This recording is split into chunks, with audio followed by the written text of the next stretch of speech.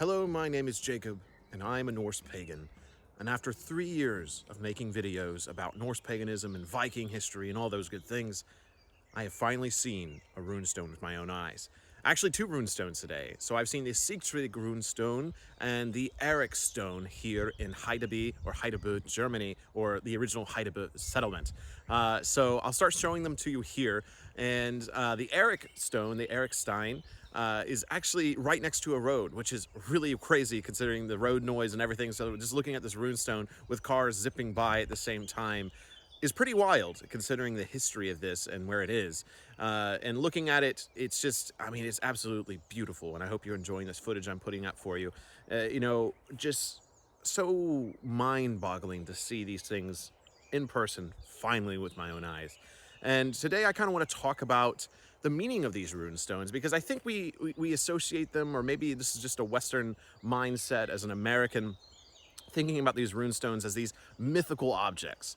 I mean, don't get me wrong, seeing them with my own eyes for the first time definitely feels like a mythical experience. Look behind me here. We have Heideby, the recreation village, and then the museum attached to Heideby and the Viking center. And then the original village was somewhere around here, was the original settlement. So this is actually one of the most southern Danish camps that are still remaining, and some of the southernmost runestones. So I want to head up here because obviously I want the background of the Sigtrig runestone.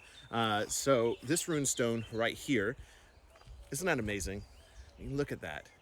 Such a great view too, just looking over the valley behind me here.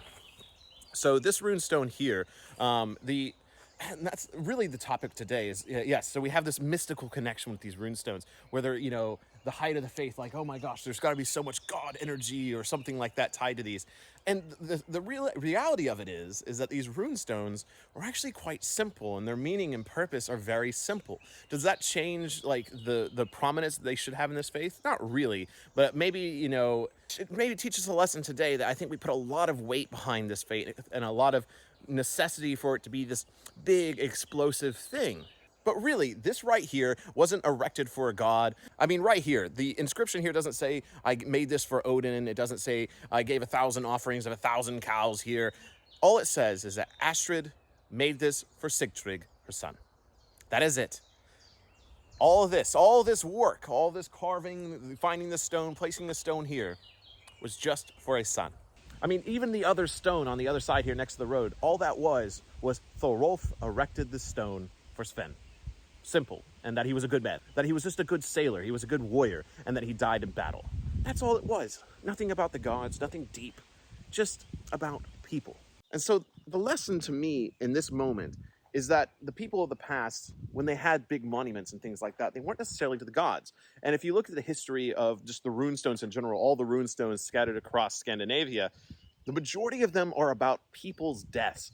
Very rarely are they about anything else. Now, sometimes if there's a drawing or an inscription on there, it is about the gods. From what we can tell, some of them have, like, I know there's one that shows like Thor fishing, and there's some with Thor's hammer on it, and then some that depict Ragnarok. But honestly, it seems like the more intricate ones typically come in the Christian era when these became more Christianized. So I definitely feel like, we just have this over-exaggerated perspective, especially in the West, in America, where you can't easily access these things because they are so far away, because we don't see them, that we just have this mythological value to them. But I think truly the lesson here is that caring for one another and doing things for one another and doing things for the ones we care about and remembering them is one of the most important things to the pagans of the past. Okay, hidden lesson of the runestones there that I wanted to share with you, at least that I learned.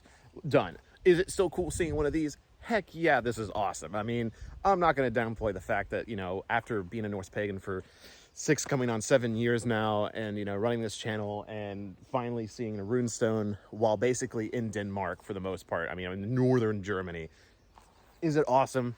Fuck yes, it's awesome. But the other lesson here for my audience, which is mostly American, I'm sure a lot of, Europeans are like, oh yeah, I see those things all the time, which is great. I want you to go see them more, respect them, love them, carry on that tradition. But to my American followers and even to the European followers, what I'd love to see is us to carry on this tradition, because I think these are a wonderful thing. Gravestones are, common, at least in the Christian idea of them in a graveyard, but to erect something like this in the tradition of the Viking people, of the Scandinavians, of the people from the Denmark, from the Danes, I think is wonderful and a great way to call back to the past, a great way to honor the ancestors, and to have a unique cultural identity that is something to be proud of. You know, it's so cool that hundreds of years later, I'm reading about Sigtryg. I'm reading about Eric. And, you know, I don't know these people, but their names live on, and a little bit of who they are lived on. I bet when they made these things, they never expected that. So I think we should start doing the same thing. So as a community, I would really love to start bring back runestones. Would we be able to make them this big? Probably not. But even something remotely close to this size would be absolutely incredible. So lots of lessons here, lots of lessons to be learned, lots of traditions that we can carry on even from the past. So closing remarks here. Really, of course, I needed to share the first time I saw runestones on a Norse Pagan channel. Like, of course. And I hope the story behind, you know, these are for people, by people, not just some big mythological thing, that the importance of, you know, relationships between humans is just as important, and it can be seen in a big stone like this. And then, of course, carrying on the tradition in the future and doing things like this again, very important, and something I definitely wanted to get across in this video. But one thing that was really interesting is the bind runes. There was bind runes on the Eric stone, and I'll show them here for you so you can kind of see them. But these bind runes are really rare. I remember when doing my bind rune research that bind runes on runestones are not very common, and bind runes in general are not very common. And so it was really cool to see them on the back here. And they're very similar to mine in the sense that they're linear. They're built linear.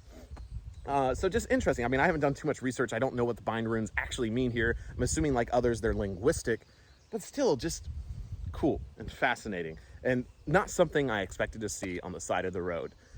So much more content coming. This is actually the first video I'm filming in northern Germany / Denmark, so I have at least 3 or 4 videos being filmed here. So make sure you like and subscribed and all that good stuff. Let me know down below what you thought of these runestones. Let me know if you would love to see more in the future, and thank you so much for watching these videos. And until the next one, and until the hall, Skull.